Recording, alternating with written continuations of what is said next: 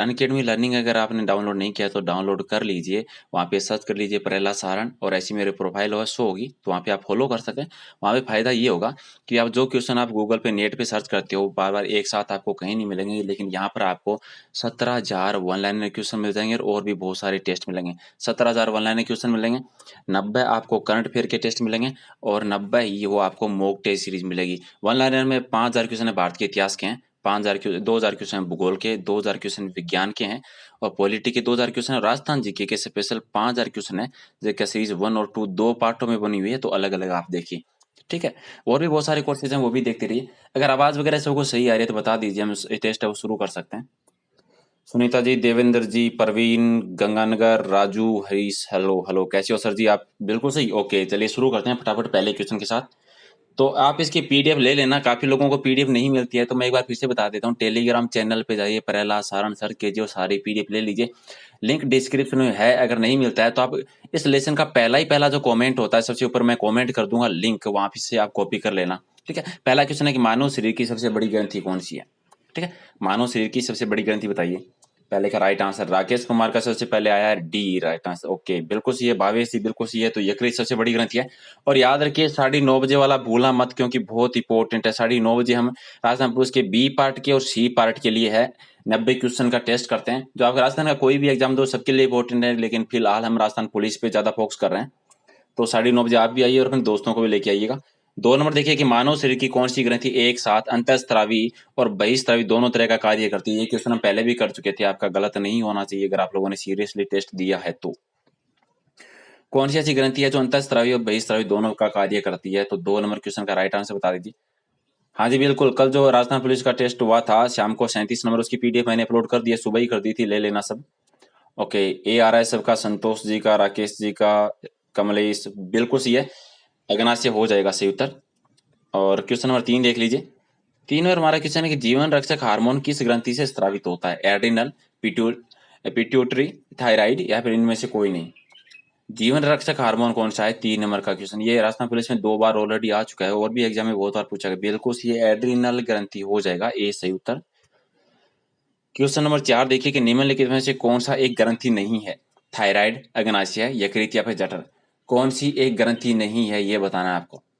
और जितने भी लोग लाइव टेस्ट देख रहे हो लाइक जरूर कर देना सारे, लाइक में आपका कुछ नहीं जाता, एक क्लिक करना होता है, तो लाइक सारे कर दीजिए। ओके, 4 का सही उत्तर बिल्कुल सही है, जठर है ये राइट आंसर हो जाएगा, जठर है, ग्रंथि नहीं है। चलिए क्वेश्चन नंबर 5 देखिए कि निम्नलिखित में से हार्मोन में किस में आयोडीन होता है? आयोडीन की मात्रा कौन सी हार्मोन में होती है? थायरोक्सिन में, एड्रेनालिन में, इंसुलिन में या फिर टेस्टोस्टेरोन में? 5 नंबर का सही उत्तर बता दीजिए कि कौन से हार्मोन में आयोडीन की मात्रा होती है। अभी भी 65 लोग देख रहे हो, 14 लाइक आ रहे हैं। जब इससे पहले मैं रिफ्रेश करूं सारे के सारे, एक बार लाइक वाला बटन जरूर दबा दीजिए। ओके, 5 नंबर का राइट आंसर ए हो जाएगा, थायरोक्सिन। ओके, लाइक में आपका कुछ नहीं जाता, थोड़ा सा मेरा हौसला बना रहता है कि हाँ आप लोगों को पसंद आ रहा है, फिर ज्यादा टेस्ट लेने का मन करता है।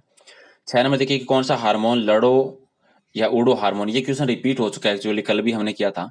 लड़ो और उड़ो हार्मोन के नाम से कौन जाना जाता है? करो या मरो का भी कह सकते हैं हम। 6 का राइट आंसर क्या हो जाएगा? बिल्कुल सी है, एड्रीनलिन बी हो जाएगा। और 7 नंबर है कि लार में कौन सा एंजाइम पाया जाता है? लार में कौन सा एंजाइम पाया जाता है? टाइलिन, रेजिन, रेनिन या फिर टेनिन? 7 का राइट आंसर, ओके बिल्कुल टाइलिन हो जाएगा, ए सही उत्तर है। 8 नंबर देखिए कि एंजाइम मूल रूप से क्या होते हैं? लिपिड होते हैं, अम्ल होते हैं, कार्बोहाइड्रेट होते हैं या फिर प्रोटीन होते हैं? 8 नंबर का राइट आंसर क्या हो जाएगा? बिल्कुल सही, प्रोटीन होते हैं, डी हमारा सही उत्तर हो जाएगा। 9 नंबर देखिए कि निम्नलिखित से मनुष्य के शरीर में पाई जाने वाली कौन सी ग्रंथि वाहिनी विहीन ग्रंथि है? निम्नलिखित में से कौन सी ग्रंथि है वो वाहिनी विहीन ग्रंथि है जो कि मनुष्य के शरीर में पाई जाती है? यकृत, गुर्दा, अंतःस्रावी ग्रंथि या फिर पसीने की ग्रंथि? 9 नंबर क्वेश्चन का सही आंसर कौन देगा सबसे पहले? 9 का बताइए। सुनील प्रजापति जी बिल्कुल सही है सर जी आपका, रवि सही है, अरविंद सिंह रानावत, कनवाराम जी, मोनू, सुशील चौधरी बिल्कुल सही है। 9 का राइट आंसर हमारा सी हो जाएगा, अंतःस्रावी ग्रंथि। और 10 नंबर देख लीजिए कि मानव तंत्र में निम्नलिखित में से कौन सा एक पाचन एंजाइम नहीं है? ट्रिप्सिन, पेप्सिन, टाउलिन या फिर ग्रेस्ट्रिन। कौन सा एक तंत्र है मानव तंत्र में जो कि एक पाचन एंजाइम नहीं है? ओके, बिल्कुल सही है, गेस्ट्रिन हो जाएगा डी। और 12 नंबर देखिए, 11 नंबर कि मानव शरीर में निम्नलिखित हार्मोन में से कौन सा रक्त, कैल्शियम और फॉस्फोरेट को विनियमित करता है? कौन सा हार्मोन है जो रक्त, कैल्शियम को और फॉस्फेट को विनियमित करता है? 11 का राइट आंसर। ओके, बिल्कुल सही है, परावर्तु हार्मोन डी हो जाएगा सही उत्तर। 12 देखिए कि निषेचित अंडाणु में इम्प्लांटेशन के लिए गर्भाशय कौन सा हार्मोन तैयार करता है? Very very important question. जी बिल्कुल सर, सबकी पीडीएफ है। हाँ बिल्कुल, सब जितने भी टेस्ट होते हैं सबकी पीडीएफ है। आप टेलीग्राम पे जाइए, प्रहलाद सारन सर्च कीजिए और जितने भी लेसन हुए सबकी पीडीएफ लीजिए। इसके अलावा और भी बहुत सारे इंपॉर्टेंट वन लाइनर क्वेश्चन की सीरीज है जो मैंने यहाँ टेस्ट करवाए नहीं है, लेकिन उनकी पीडीएफ ही है, वो भी आप ले सकते हैं। जी बिल्कुल। 12 नंबर देखिए, 12 का राइट आंसर क्या हो जाएगा? एस्ट्रोजन, बिल्कुल सी राइट आंसर हो जाएगा। 13 देखिए कि कोशिका विभाजन में मदद करने वाला पादप हार्मोन कौन सा है? Very very important question. कोशिका विभाजन में मदद करने वाला पादप हार्मोन कौन सा है, ये बताना है। अभी भी 82 लोग देख रहे हो, 48 लाइक आए ओनली। चलिए, 13 का राइट आंसर बी, बिल्कुल जिबरेलिन हो जाएगा। और याद रखिए, हम रोजाना 4 लाइव टेस्ट करते हैं, ठीक है? तो आप लोगों के लिए सारे टेस्ट, जिसमें हम बी पार्ट को तो बहुत ज्यादा कवर कर रहे हैं क्योंकि बी पार्ट सबसे ज्यादा नुकसान पहुंचा है। बी पार्ट के आप टेस्ट देखिए, अगर आपको पता नहीं है। सुबह 8 बजे इंडिया का जीके होता है बी पार्ट के लिए, 11:30 बजे पेपर होता है वो भी बी पार्ट के लिए, 6 से 7 होता है करंट अफेयर का, वो बी और सी दोनों के लिए, और 9:30 होता है उसमें भी बी हम कवर करते हैं, ठीक है? और इसीलिए कर रहे हैं क्योंकि पिछले टेस्ट में बहुत जो एग्जाम हुआ था, बहुत सारे लोग हैं जिसका बी का 40% कवर नहीं हुआ था। कौन सी ग्रंथि इंसुलिन निसारण के लिए उत्तरदायी है? कौन सी ग्रंथि है वो इंसुलिन निसारण के लिए उत्तरदायी है? गनास्य, पीनियल, थाइमस या इनमें से कोई नहीं? 14 का राइट आंसर।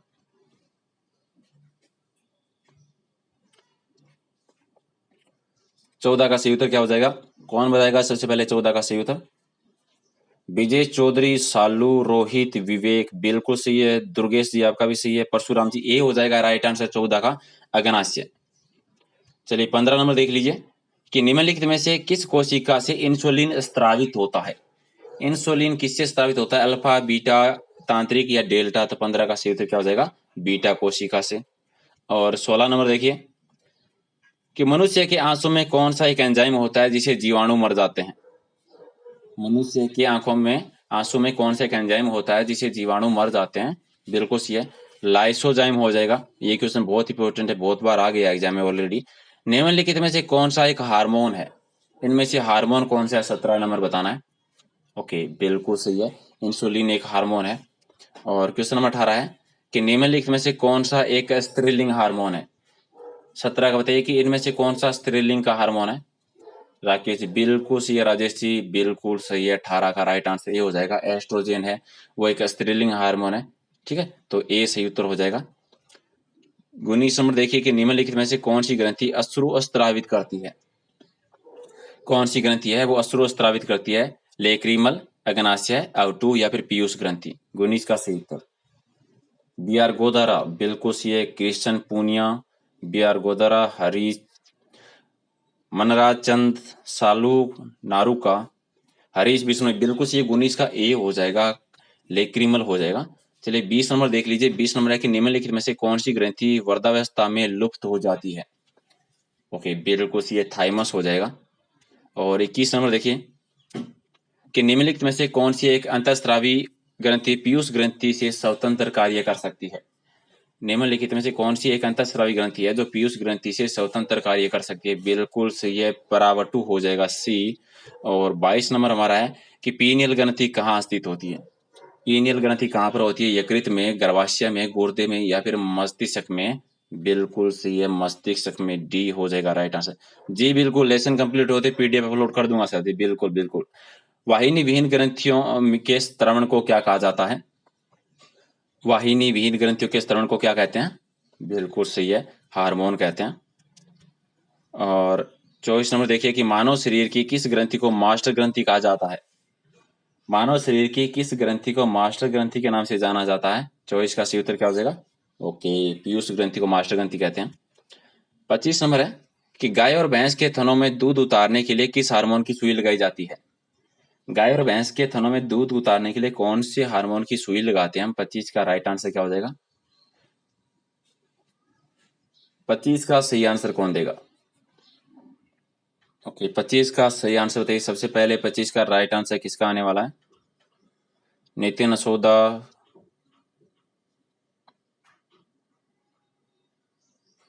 बिल्कुल सही है। इतपाल जी, इसका राइट आंसर 25 का क्या हो जाएगा? ऑक्सीटोसिस और सोमेटोट्रोपिन। देखिए, दोनों में अंतर कीजिए, दोनों है, दोनों कंफ्यूज करने वाले हैं, दोनों ही आंसर आते हैं, तब दोनों के नाम याद रख लीजिए, ठीक है। तो खास तौर से अगर राइट आंसर यही होता है, लेकिन ये भी गलत नहीं है, तो ए और सी दोनों रखिए आप याद। और 26 नंबर देखिए कि समतल दर्पण द्वारा बना प्रतिबिंब होता है। देखिए, दर्पण वाले जितने भी क्वेश्चन होते हैं आप वो जरूर याद करके देना, क्योंकि दर्पण वाले विज्ञान में सबसे ज्यादा क्वेश्चन पूछे जाते हैं। एक तो दर्पण वाले और एक ब्लड वाले। समतल दर्पण द्वारा बना प्रतिबिंब क्या होता है? काल्पनिक होता है, वास्तविक होता है, ए और बी दोनों होता है, इनमें से कोई नहीं। 26 का सही उत्तर क्या हो जाएगा? 26 का राइट आंसर बताइए। बिल्कुल सही है, काल्पनिक होता है। समतल दर्पण पे जो प्रतिबिंब बनता है वो काल्पनिक होता है। ए राइट आंसर हो जाएगा 26 का। 27 नंबर देखिए कि निकट दृष्टि दोष दूर करने के लिए किस लेंस का व्यवहार होता है? निकट दृष्टि दोष दूर करने के लिए है वो किस लेंस का प्रयोग किया जाता है? उत्तल, अवतल, बेलनाकार या फिर इनमें से कोई नहीं। 27 का सही उत्तर।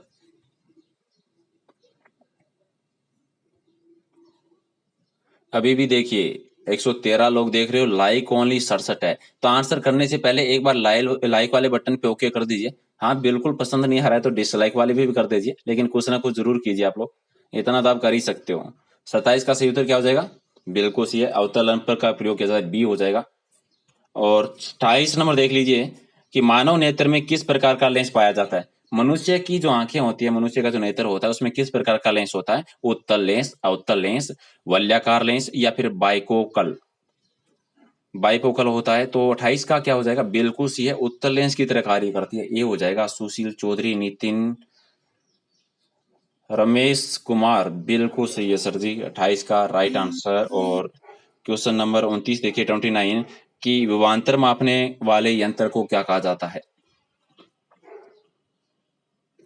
नहीं सर जी, आज 500 तो नहीं करवा पाऊंगा मैं, लेकिन कोशिश कर रहा हूँ कि फटाफट अगर ये हो जाए तो हम कंप्यूटर के भी कवर कर लें, ताकि हमारा बी पार्ट थोड़ा सा मजबूत हो जाए, क्योंकि करंट हमारा हो गया है। जीके के 1000 क्वेश्चन कर लिए और मैं ये सोच रहा हूँ कि विज्ञान खत्म होने के बाद में कंप्यूटर हो जाए, फिर अगर हमारे पास टाइम बचता है तो तीनों की मिक्स में कुछ दिन 50-50 क्वेश्चन के 1-2 टेस्ट और ले लूँ एग्जाम के लास्ट 2-3 दिन में, ताकि बी पार्ट अच्छे से कवर हो जाए।